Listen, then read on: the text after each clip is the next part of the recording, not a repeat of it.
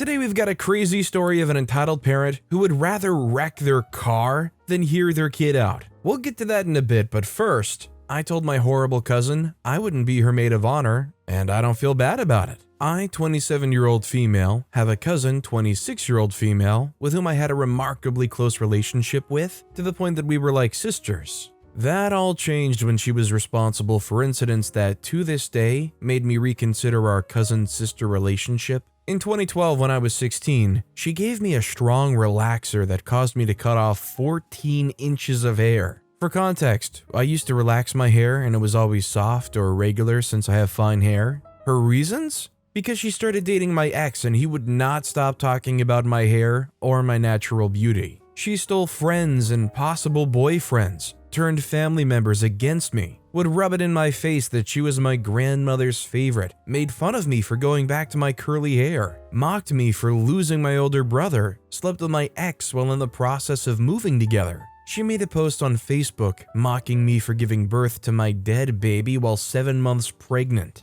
She even left threatening notes and a freaking voodoo doll on my car. I can keep going on, but I don't want to make this any longer by explaining how messed up she is. I tried to get a restraining order on her, but the police thought I didn't have enough evidence. I had texts of her admitting to do it, but it wasn't enough, or as one police told me, it could be faked. So I blocked her from all of my social media and blocked her number, and the only times I would see her were at family gatherings. But I would avoid her since I didn't want her situation in my life, or avoid her to not have my mental health triggered by her. So in June, she got engaged to my ex, 33-year-old male, and I found out from family members. For context, I found them together, and instead of screaming and crying, I laughed and told them to enjoy my sloppy seconds. So my aunt was celebrating her anniversary with a barbecue, meaning I would see her. I went and I was having an enjoyable time, but when at the table, one of my aunts asked her how the wedding planning was going, and she couldn't help but brag that it was good and now she had an announcement, and she looked at me with a devil's smile. She asked me in front of everyone if I wanted to be her maid of honor, since thanks to me they both met.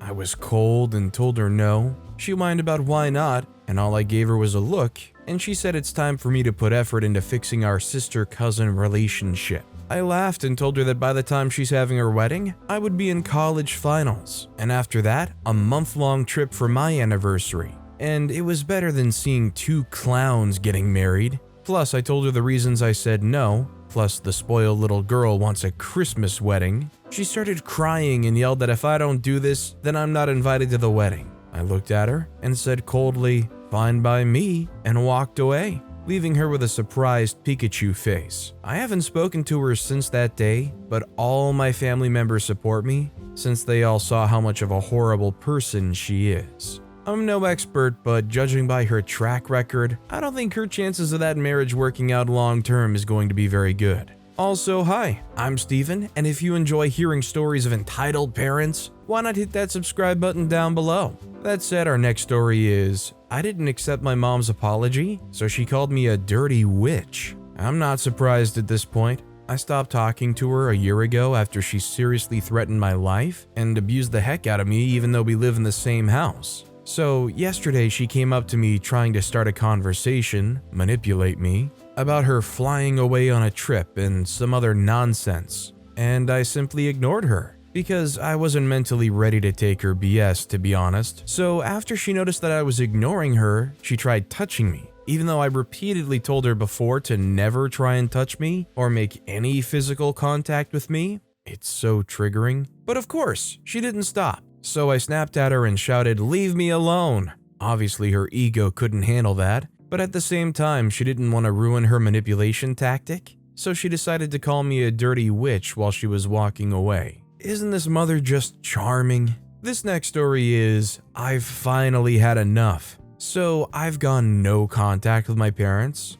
I first started having issues with them when they said they were moving to California, I live in Oregon, and that they wanted me to move with them. I refused because I'd moved out, been forcibly removed by the Department of Homeland Security a year ago because my parents hurt me and almost broke my nose. Ever since then, they've been incredibly clingy when I'm around, and I've been really uncomfortable. We also got into a fight during the visit after they told me they were moving, After the fight, my dad wanted a hug, and I wasn't comfortable with that, so I said no. He then said I hated him and tried to guilt trip me into giving him a hug. I left and immediately started crying, and I've been a bit more distant with them since. We had one more visit before I stopped talking to him entirely, and I genuinely freaking hated him in that moment. Ever since then, I get texts from him occasionally, always saying I hate him and trying to make me feel bad for wanting space. I told my caseworker that if my dad needs to talk to me, he needs to go through my caseworker, and he can decide if I should be involved or not.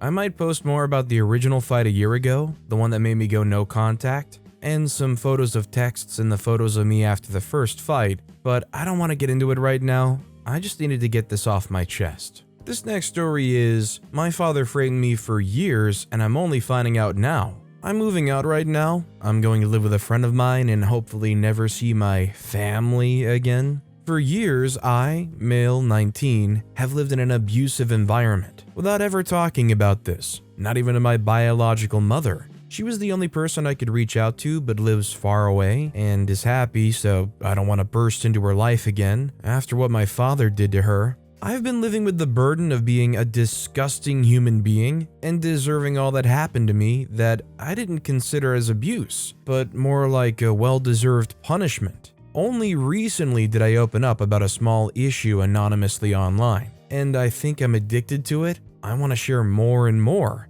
No one will know it's me, so I spill all the tea without worrying. And even if someone finds this, I don't care. If it's a member of my ex-family, then you can please go screw yourselves. I was accused of helping my father hide the fact that he was cheating on his new wife. It's so hard to prove that it wasn't like that at all. How can I prove this when his wife was participating in framing me? All that to seem like a good, respectable woman to her family and not admit that they were in an open relationship. I can't believe how stupid I've been for years now, blaming myself for what happened. Looking back now, I think I'll never recover from what happened, but I didn't even realize it was happening. My father used me like a scapegoat. No, even better, a punching bag, and it was all planned. My stepmother pretended to be my victim, and my stepbrother was her accomplice when I thought he was just a golden child and that's why we were treated differently. Honestly, they could have all stabbed me in my sleep and it would have been more merciful.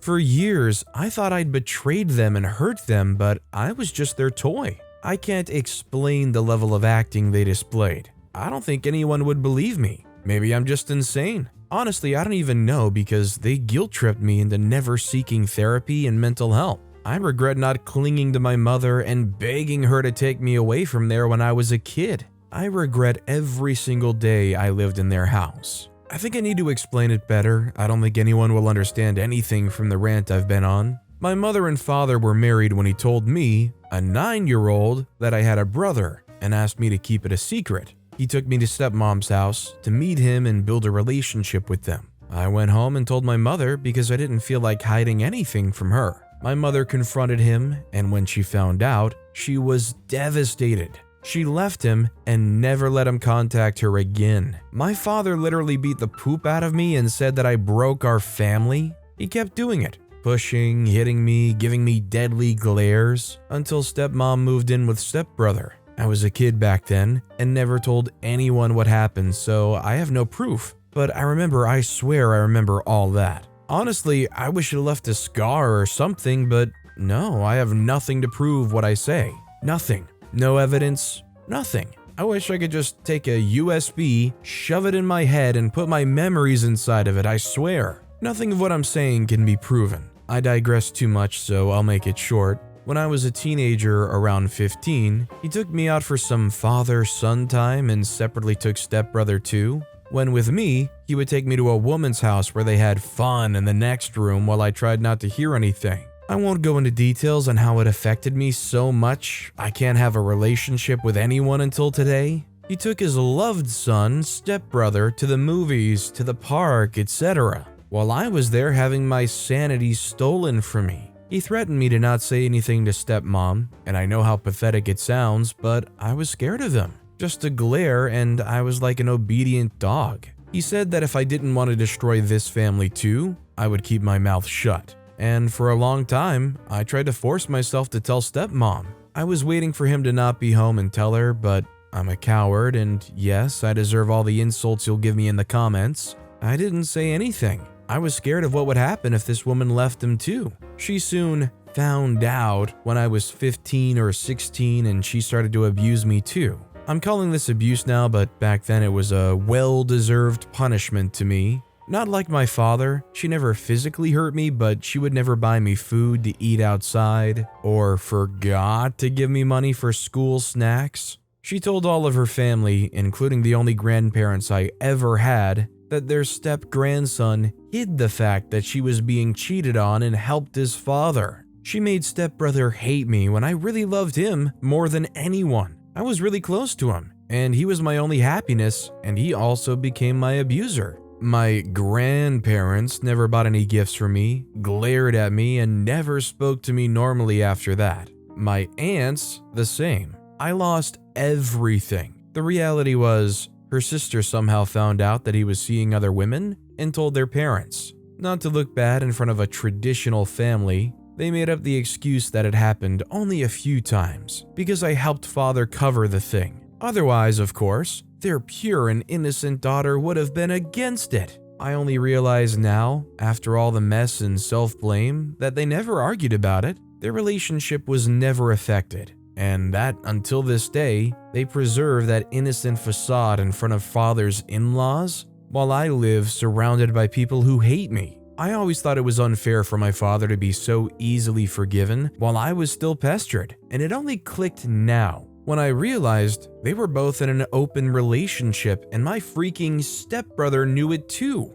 Even if he was younger, he had known it before me. They mentioned it, though not explicitly, right in front of him in the heat of a conversation, and he didn't budge. I feel like such a moron. See, I just don't understand how any other adult could hear, yeah, the kid helped them cover it up. And like, even if the kid didn't rat on their own father, that doesn't implicate the kid. God forbid a child tries to protect their parents, let alone how OP was framed. Our next story is, father abuses mother for years. My mother and father have a rough relationship, and by rough, I mean the rockiest one I've seen that hadn't resulted in a divorce. I'm the second child in an Asian family, and also the second generation overseas, with my parents being the first. My parents didn't really date and things like that before marriage for personal reasons, and didn't get to know each other very well. My father had heavy OCD and bipolar symptoms, though he was never diagnosed. He ran a business and was an alcoholic back then, while my mother was a nurse.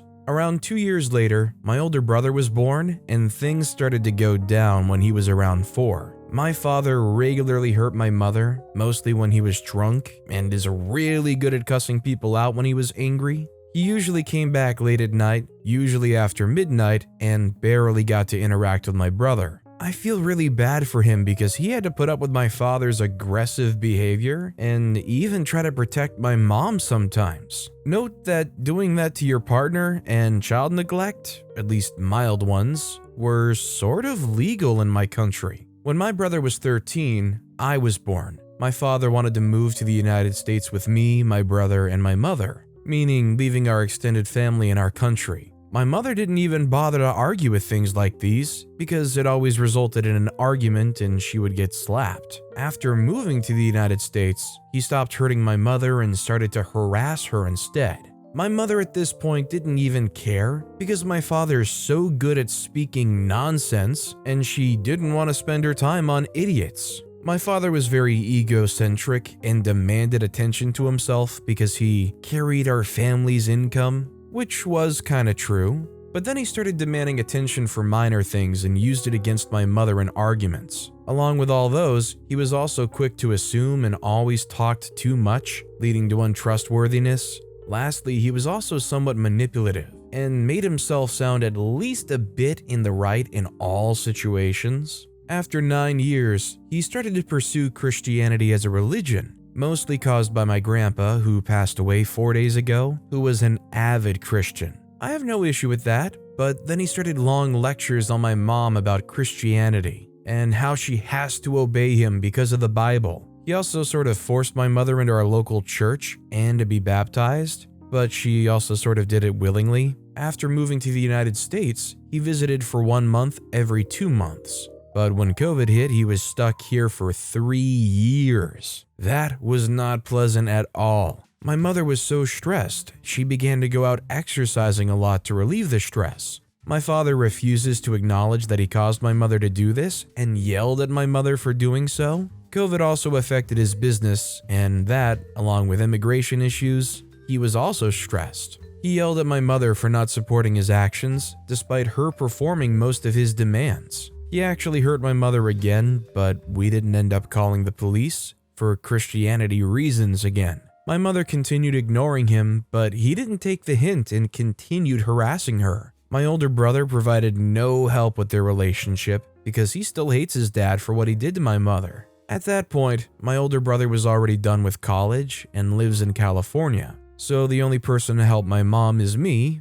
Yay. Fortunately, he recently left and began to flood her inbox with Bible quotes and lectures. I suspect my mother has PTSD from the 20+ years she spent with him. I want to repair their relationships and help my mother's depression. What should I do? I think the best thing for her is to never have to interact with this guy again. I think the best way to repair this is to cut it off. That entire relationship is already gangrenous. Our next story is, my entitled mom, 37-year-old female, would rather total her car than listen to me, 16-year-old female. This happened in the early 2000s, so it's not recent, but after checking on a few of my old friends, I saw a news report that made me remember this tale of my entitled mother and the time she put hers, mine, and our dog's lives in danger because she thought she knew how to handle a dangerous intersection because she could drive compared to her teenage daughter who medically wasn't able to drive.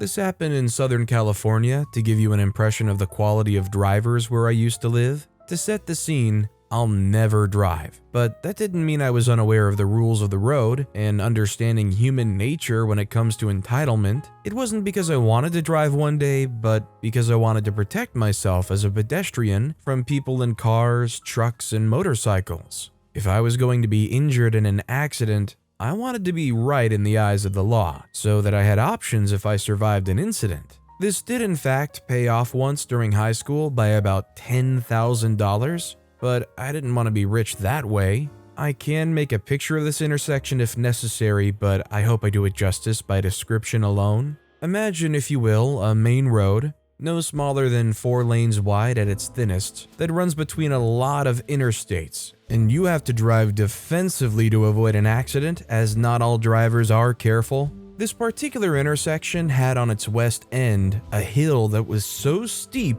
that you had to punch the gas to make it if you had a large vehicle. And by the time you crested the hill to see the intersection, you had to essentially be in the lane you wanted to because there wasn't much time before you got to the light, and you either follow through with your speed or slam the brakes. At this point, there were 5 lanes on our side and 4 on the opposite side of the street. One protected left hand where you could make a U-turn back down the hill, separated by a solid white line that was 6 cars deep. A left-hand turn lane, 2 straight lanes, and a protected right turning lane. This intersection in particular was in the news several times a month because of the wrecks associated with drivers going up the hill and not being ready for whatever was at the top. The southwest corner boasted a high school across from a fast food joint, and between these 2 places was a tiny T intersection that would allow you to safely make it to the right-hand turn lanes without risking yourself to the drivers coming up the hill to make it to the other 3 lanes. But if you were stupid or stubborn, like my mom with a loose interpretation of the rules of the road was, you could cut across all lanes of traffic, turn into the traffic that was going to be coming up the hill, and then turn into the protected U-turn lane, which made me fearful even during the day because you can't really see who's at the top of the hill until you're up there. Perversely, Mom had more respect for that little white line than for the safety of herself and her passengers. On this day, I was doing some activities after school at the high school, and Mom came to pick me up in her silver Subaru Legacy with our terrier along for the ride. The sun had long since set and there was no moon, and the stars were obstructed by the thick marine layer. I got in, and as we left the high school, I saw Mom looking at the dark downhill to see if there were any headlights coming up. I asked her to just go around the fast food place and to please come at the intersection from the south because it's safer. It was. The south intersection was the direction the school buses took, so the turns didn't have obstructed vision and it was far better lit than what Mom was planning to do. I know what I'm doing. She sounded pissed that I questioned her judgment on the matter. I sat back, dog in my lap, looking out the windows as my all-knowing mom turned into the T intersection and started cutting across the traffic lanes to make the protected turning lane when suddenly, violent sideways motion, seatbelts did their safety lock, the dog slid into the passenger window and then down into the floor space with a solid thump, and all of a sudden, I see the red lights turning green instead of the yawning darkness down the hill. Thankfully, the airbags hadn't deployed. Turns out a black sedan with dealership plates raced up the hill with no lights on and was aiming for the unprotected turning lane and had no time to stop, nailing Mom at the front of the driver's wheel well with their front right front corner, and both vehicles limped to the fast food parking lot to exchange information. This young lady, who barely looked old enough to drink, got out of her Nissan to meet the mega Karen that's my mom. And while I felt for the lady afterward, at the moment I was more concerned with the dog who weighed 14 pounds, and I wanted to see if she got hurt. She was fine. Later, when Mom filed a claim with her insurance, they declared the car totaled, and the other car didn't fare much better as both had warped frames. The Subaru was only 4 years old at most, great condition, regular maintenance, and now a wreck because Mom thought she had night vision or something and didn't want to spend the extra time coming at a dangerous intersection from a safer angle. The worst that would have happened if she had listened to me was that we would get home 5 minutes later than if she rolled the dice with everyone's lives, because nothing had ever happened before. There were so many close calls at that intersection, even during the day, that I felt anxiety and nausea when she pulled this stunt, and all she ever did was to complain about the other drivers. Mom ended up getting a new silver Subaru that she was less happy with, kept making that scary turn to go back down the hill, and was less than impressed that Dad and I were not on her side about whose fault it was that the accident occurred. By the way, Dad took that intersection from the south when he had to get home down the hill because he liked his truck and knew better than to tempt local drivers to be safe about their turns and braking. I think this is one of those situations where both people can be in the wrong. I think realistically, they shouldn't have taken that utterly dangerous route, but that person driving without headlights at night is even worse. This next story is, Mom thinks a person speaking Hebrew is terrorism. So I'm a 14-year-old male working at Publix, cashier, and this happened yesterday. So I clock in for work. Like any other day, I bag for a while, put the carts back and other stuff. Then I go back to being a cashier. This is where the story begins. A girl says hello in Hebrew. At the time, I knew some Hebrew, but not much. I said, "Do you speak English?" She says yes, but not very well. I say, "That's okay."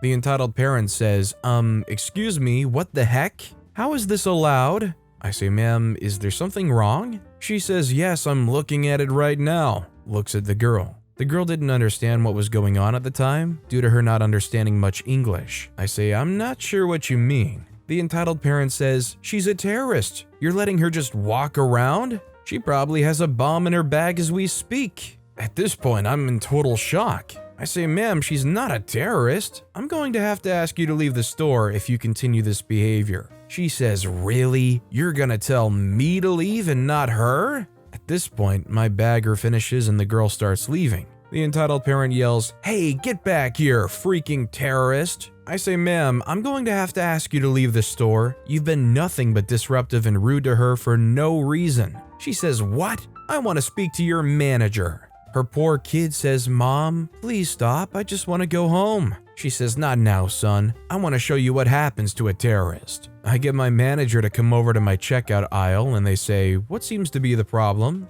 The entitled parent says, "Sir, your employee has been nothing but rude to me and customers. He's been screaming and yelling at us. A person who had stood up for me said, 'Sir, none of this actually happened.' She was calling somebody a terrorist just for her language and said she had a bomb in her purse. OP was just trying to stop her this whole time." Other people at the time began to also stick up for me. The manager says, "I see. Ma'am, I'm gonna have to ask you to leave the store. You have nobody to support your claim, and you've been extremely racist to a customer just minding her own business. She says, "What? How dare you? I'm never coming back here again. Come on, poor kid, we're out of here. Don't ever end up like these people." First ever Karen I've met. Never thought I would, but I didn't really know what to expect from a crummy part of town. I'm probably going to be posting here a lot now. I'm just left wondering, did she actually believe what she was saying? Or is that area just one of those areas where just you existing is enough to justify that behavior?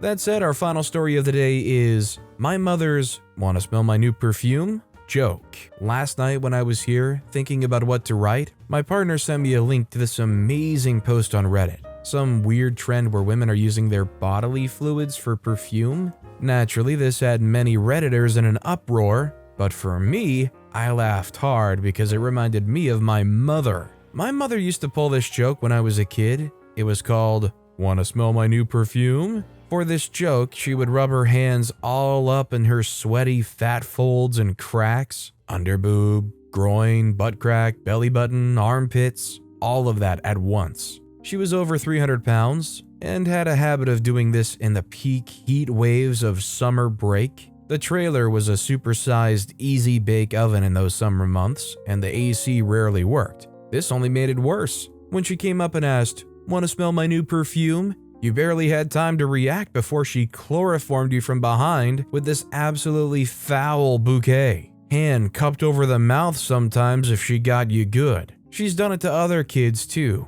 not just to my brother and I. Children have vomited because of this joke, and that only made her laugh harder. Nothing stopped her from getting someone to smell her new perfume, but it was never new. The joke got old, but the perfume was never new. I've been laughing at this story all day today. It was the first time I got to laugh at this joke finally. I'm finally healed enough to be in on the jokes that were at my expense growing up. It took 8 years of estrangement with no contact and CPTSD rehab to find the humor in it, but I finally found it. I could write a book on just the crazy things my unstable mother did growing up. These things include, but are not limited to, urinating on her drunken and passed out boy toys, spraying them in the face with bear mace too while she was at it, throwing M80s, half sticks of dynamite and other explosives in the trailer park dumpster to mess with the neighbors. These set off all the car alarms in the area. Microwaving cans of aerosol in some convenience stores to mess with the owner. But to be fair, she did it before I was born. She snatched up someone's weave in a fight in a convenience store once.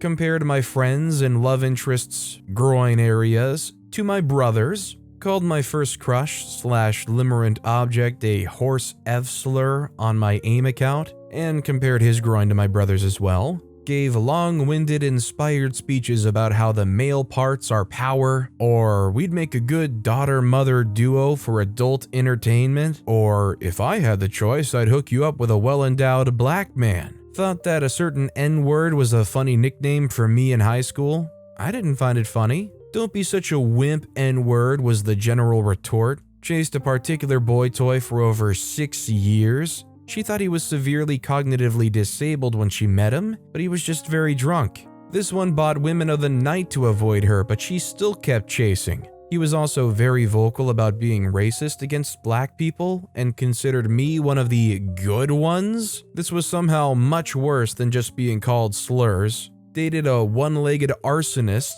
well, alleged arsonist, for a short spell. This guy nearly salivated when he talked of how fast our trailer would burn. Said it would be ashes before the fire department could arrive. I was in elementary school at that time. He ended up losing the other leg to diabetes. Bragged about waterboarding her friend with Diet Coke.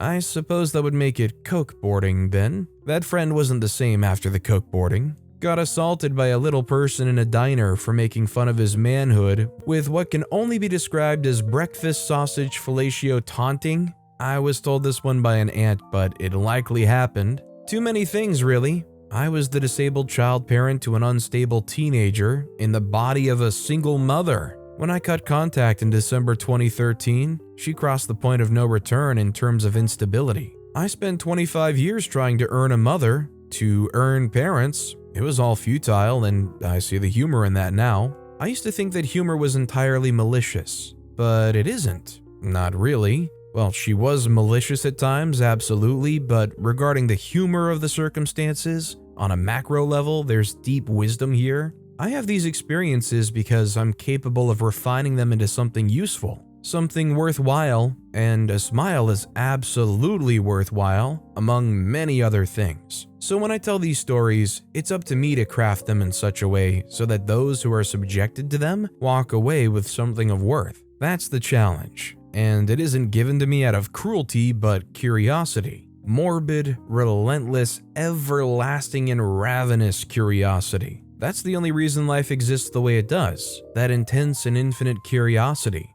That home life was a source of stress, fear, pain, many things for many years. But now, all of that's starting to crystallize into something of use for me. She got to laugh so much at my expense, most of the time not realizing what I paid for that. However, her jokes are no longer being used against me, they are part of my toolbox now. So considering they're part of OP's toolbox now, is OP gonna start offering people to smell their new perfume? Either way, what OP's mom did was crazy, and also OP is a great writer. But with that being said, that's all the time we have for today. Now, if you want to hear another absolutely crazy entitled parent story, check out that video on the left. Or if you missed my latest video, check out that video on the right. That said, I'll see you all next time with some more stories.